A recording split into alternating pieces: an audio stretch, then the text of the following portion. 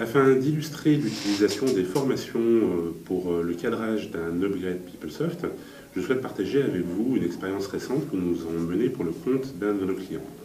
Il s'agit d'un grand groupe international présent sur 3 continents, Amérique du Nord, Europe, Moyen-Orient, Afrique, ainsi que l'Asie.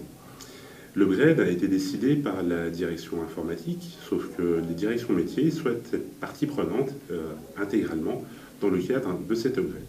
Ils nous ont donc sollicité pour pouvoir les former aux apports du standard de la version 9.2 par rapport à la version 9.1 sur un large scope finance.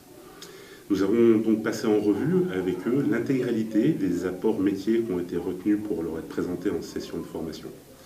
En session de formation, au bout d'une dizaine de sessions, avec l'analyse des 170 quiz dans lesquels chaque stagiaire devait se positionner si l'apport présenté était vraiment intéressant à mettre en œuvre de façon prioritaire, si l'apport était intéressant à mettre en place ultérieurement, ou si l'apport il était totalement inapproprié, et dans ce cas-là, évidemment, aucun intérêt à le mettre en place.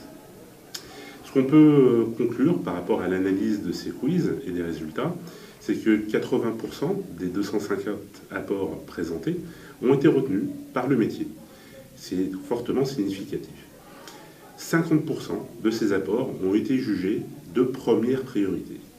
Donc on voit bien un réel déphasage entre une approche iso-fonctionnelle qui va uniquement reporter des fonctionnalités existantes, analyser des spécifiques qui existaient pour les QA par du standard, ou une approche basée sur les apports des nouveautés à forte valeur ajoutée par les métiers et qui permet de faciliter leur travail au quotidien.